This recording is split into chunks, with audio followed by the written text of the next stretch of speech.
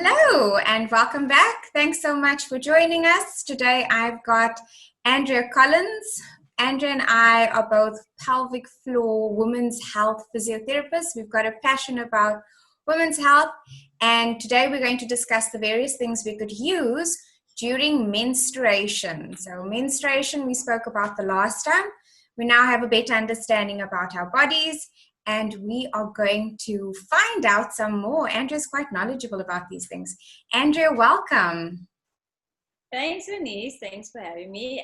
I think it is a really important subject to talk about. There's a lot of women out there that are using a product that doesn't suit their lifestyle. So number one, it's helpful for them to know what sort of products are out there. And secondly, there's a lot of awareness brought about for women and girls who can't afford sanitary products. So I feel that it's also very important for those that are collecting and for those that are donating to know what sustainable and economical products are out there. So I think what most of us know about and are introduced to as young women starting the journey of becoming women is the pads. So some of the pads are individually wrapped, and I'm just going to unwrap the pad. Yeah. So we open it up, and they come in different lengths. Yes. And widths, depending on the amount that you bleed, how much shedding you do. This one has a bit of sticky bits there. These are the wings, so they open up. You would put this on your, oh, they're very sticky. You would put this on your panty and wrap it around so it would stick in place. Yeah. I remember the first pad that I used was about this thick with just one strip of adhesive, but the pad has evolved since then. We now have, like you said, wings. All these fancy little things on the inside, catching everything.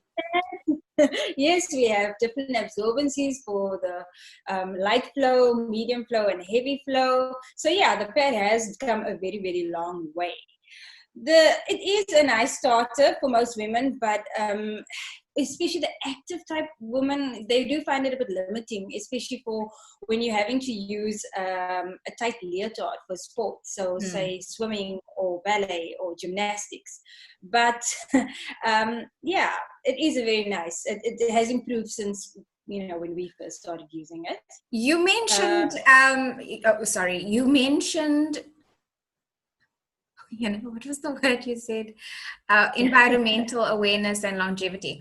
So something I came across in a shop, it doesn't look like this. I've taken it out of its packaging, but it comes in a little plastic bag, and it is a reusable pad.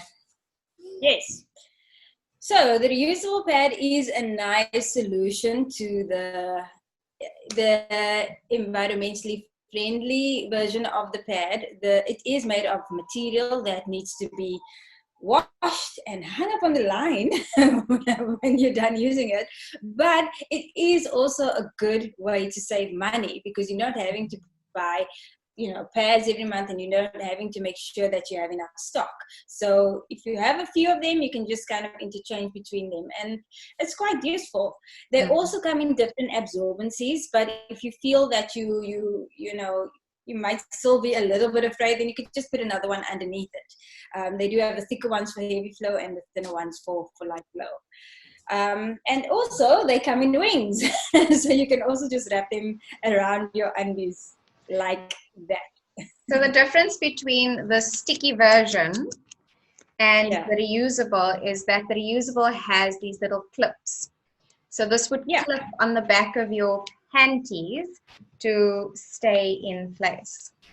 Yes.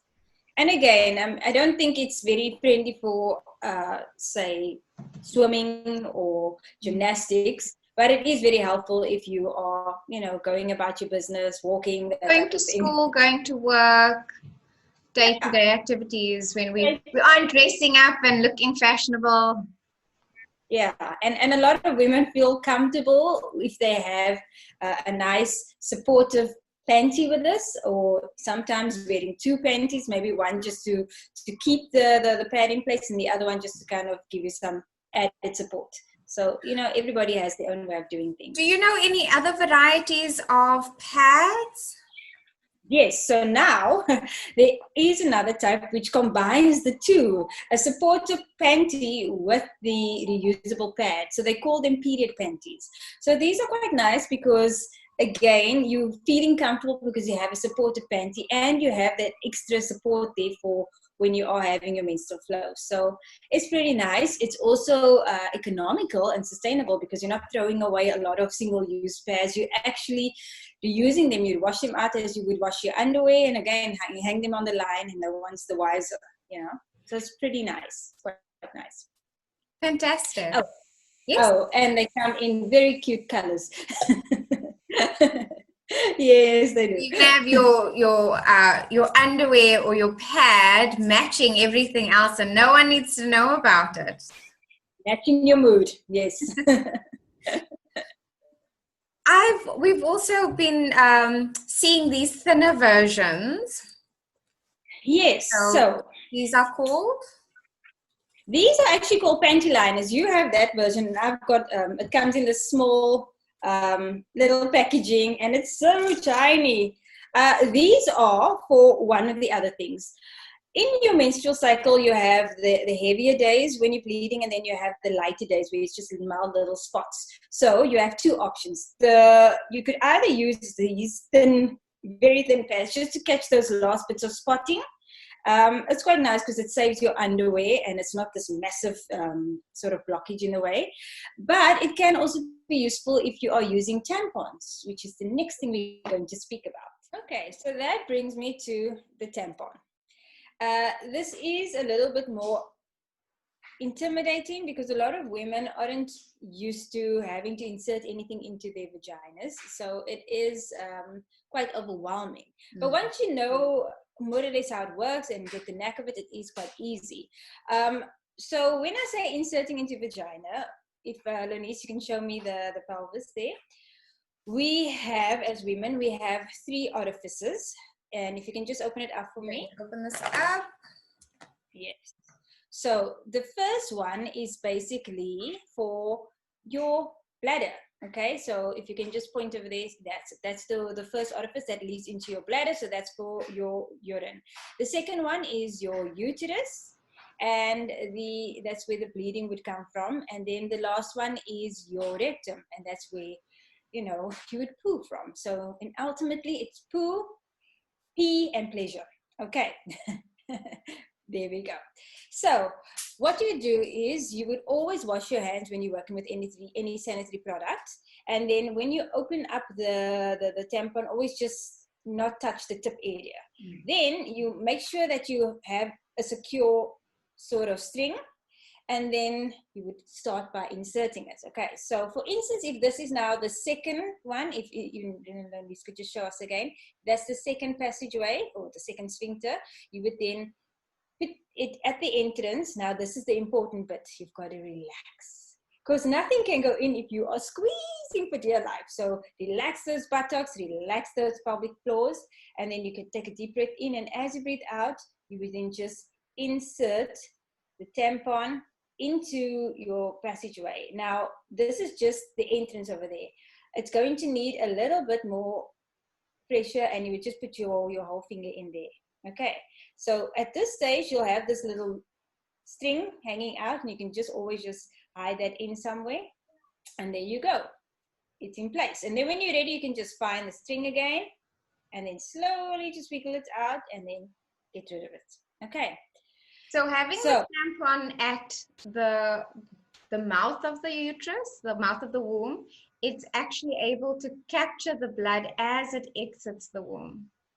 Exactly. But again, with any sort of, depending on your flow, if you have a heavier flow, you need to get the thicker tampons. There's very small ones for light flow. And then if you are just a little bit concerned about spilling, then you would go ahead and you'd use these thin little cute little pads. Okay, so then if you're not keen to get your hands all messy, then that's where the applicator comes into play. It's quite a nifty little gadget, it's quite helpful. So if this would be your second orifice, there we go. The Eloise is showing you. Yes, the passageway leading to your uterus, where all the bleeding happens. Then you would actually wash your hands first, open the wrapper, get yourself in a nice, comfortable position. For some women, that might be squatting. For some women, it could be one leg on the toilet. Some others would be fine just sitting on the toilet. So just whatever works for you. You then...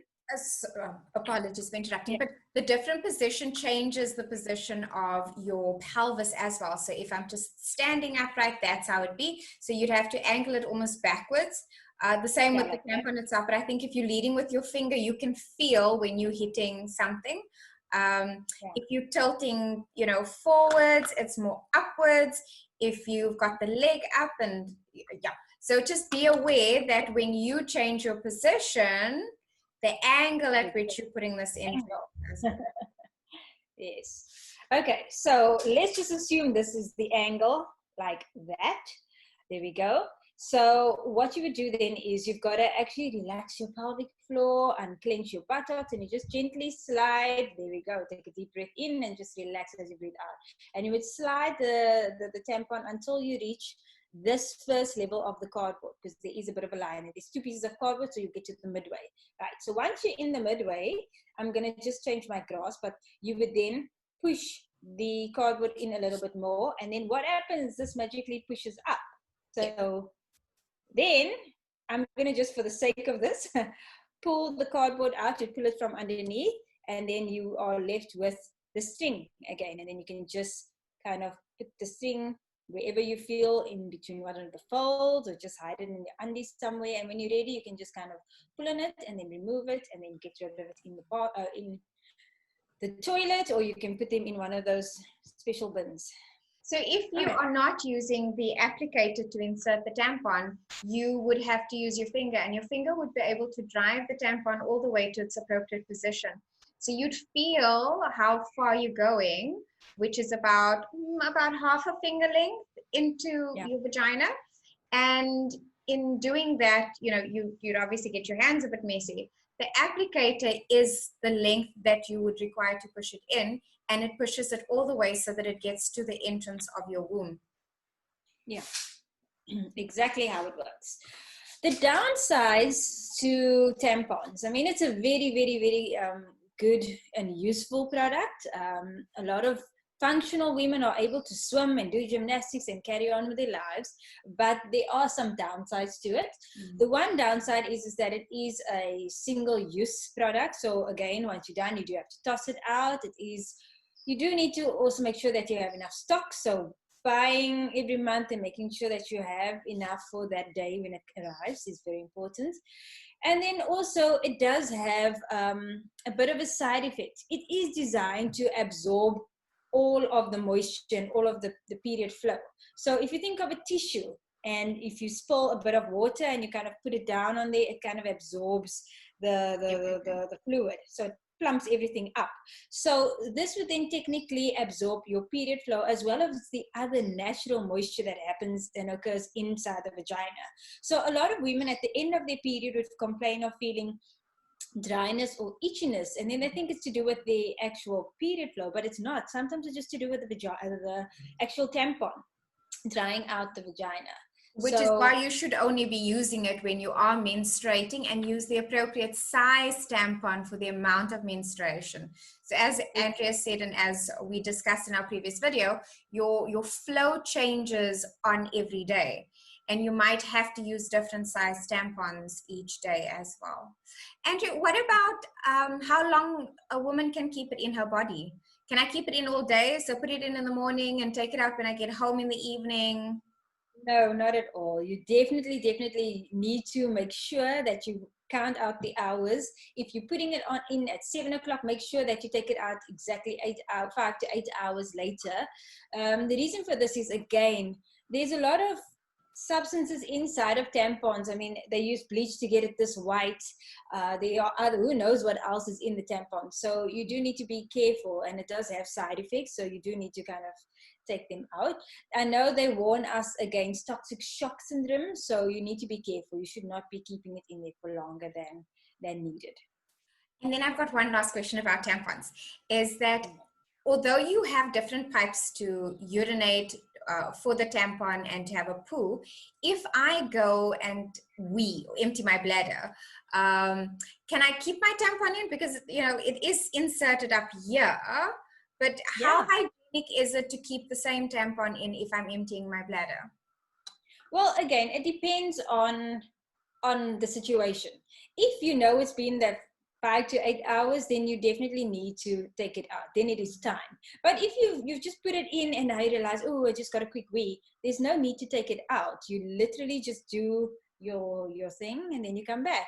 If, as you can see, it's two different and two separate passageways, so you could continue doing a wee and have that tampon in. So it is still safe to do. So there's some trial and error to it as well, and you'll have to find what works for you. Personal experiences, not everybody likes the idea of something inside of them.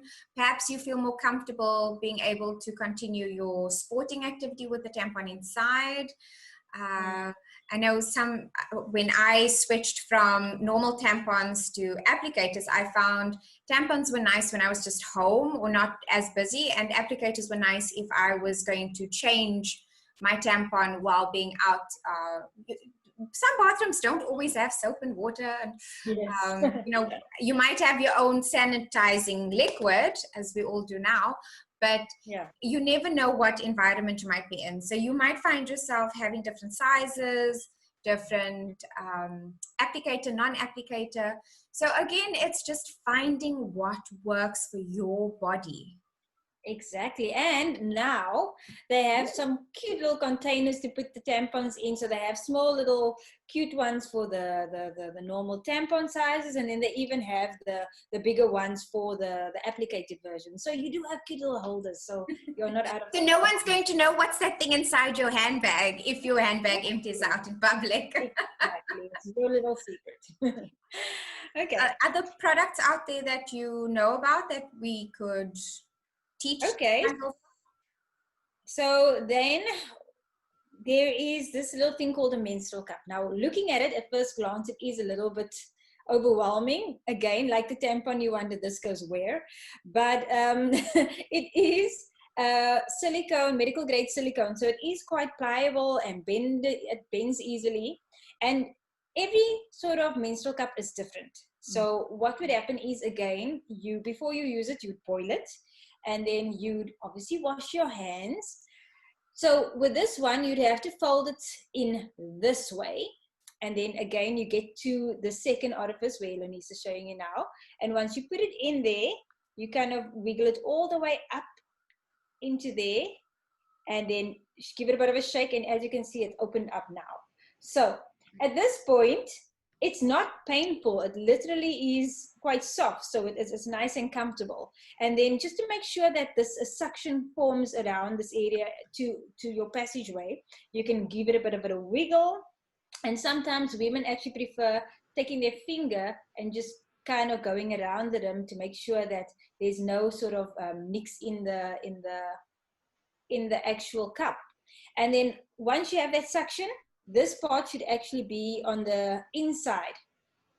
There we go, of your, if she can show you, it can be just on the inside of your lips. Yes, your labia. Exactly. And then it should just be easy for you to kind of get it off just at the end of it. Okay. So again, this is overwhelming, and there is a very steep learning curve with the menstrual cup, but once you have it, once you got the knack, I promise you it is a game changer. I find that I haven't needed to buy tampons or pads or anything for a long time because I've just got this, menstrual cup. Again, everybody's body type is different. So you do need to find the menstrual cup that suits your shape. There's a lot of different brands out there. So it can be very difficult figuring out which one you do need to choose or one you do need to take. But I find if you do a menstrual cup quiz, I know putacupinit.com has one that will help you. Yeah, that will help you actually find the cup that suits your body and your lifestyle best. So that whole room for error is kind of minimized because you've got the right cup or the best cup that suits your body type. So just like tampons and pads, you have different sizes depending on your body. and so I want to backtrack. How long does the cup last? Okay, so this is the best part of the cup. It can stay in for about 12 hours. So if you Wow. think about what you're doing in 12 hours, say you wake up in the morning, you shower, you do your insertions, and then you carry on through the day. 12 hours later, you are hopefully at home. So there's no need for having to fidget with a cup in a in a public toilet. My apologies. So therefore, you would actually be in the comfort of your own home, trying to wiggle and get this out. So, which brings me to the next point, how to get the cup out, because that is also another overwhelming thing. So if you have the cup inside, you'd actually have to wash your hands, insert your fingers just beyond the lips, your labia, which is a bit lower there. Yeah. Your labia, there we go. Slightly in. Yes. There we go slightly in. And then you'd have to also give it a bit of a wiggle. What I find works for me is if you just insert a finger there and you just push it down, and then that will kind of break the suction that happens here. So because there's a suction, it prevents leaking on the sides. So when you break the suction, then you can slowly just pull it out. And once you pull it out, you can just topple the contents into the toilet and then wash it out and then carry on again. The nice thing about this is that you actually get to see a true reflection of how much you actually bleed. When you have a tampon or a pad, there's a lot of chemicals or substances in it to make it more absorbent. So again, you're getting a tampon that kind of expands as it gets wet. But with the menstrual cup, you're actually getting an accurate measure of how much flow you have. So for instance, a lot of people think that the cup is going to overflow, but that is not the case. It sometimes can be as high as this. So especially on these days where you think to yourself, oh my word, it's so heavy, I'm scared to take it out. And then you take it out and then it's like, is that it? So it seems like there's a lot going on, but it's not that intense. You're actually just getting a clearer picture. And that is a good indication as to what's going on in your body. If you know that you normally do flow about this much and now suddenly it's too much or suddenly it's too little, then you can know, okay, maybe something's happening. So it's a good way to keep track of your body as well. That's fantastic. It really does sound like a good product. Yeah. We know that a woman changes throughout a lifetime. So as young girls, you might find that the cup, after filling in the questionnaire, you found the perfect cup and the perfect technique, and you are pro at using your menstrual cup. And then you hit the age where you have kids, or you had your first one. Does that change the body, or is it still going to be the same size? Is it still going to stay in the same place? Does any of this change after I've had a baby? Definitely, there is definitely some changes. So a lot of women find that they found the perfect cup, and then after they give birth and they have their first menses, this doesn't work as well for them. They again have to go through the learning phases. So it means that your body is changing. So you might need to actually find another cup. Someone is lucky enough to keep the same cup, but it's not just straightforward. Again, you might need to take the quiz again and just see if anything has changed. But again, our bodies are always changing. That's really good to know. Yes. Is there anything else you'd like us to know about any other products out there?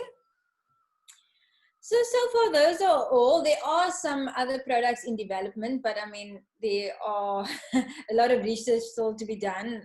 It's still, no, we're going to have to edit that. I don't want to say no, and then someone says, yes, there is. So there are other products out there, but these are some of the products we thought that as young women entering the menstruation portion of their lives might find interesting. Please bear in mind that we all have different body types and body sizes, and it shouldn't be painful to use the tampons or the menstrual cups. I know on the adverts they use a blue liquid, but your menstruation is actually red because it's blood and some other parts of the body. And then, of course, we would like to sign off and say thank you so much to Andrea for educating us on a few of the products we could use when we are experiencing our menstruation. Thanks so much, Andrea. Thank you so much for having me, Lanice. Take care. Bye-bye. Bye.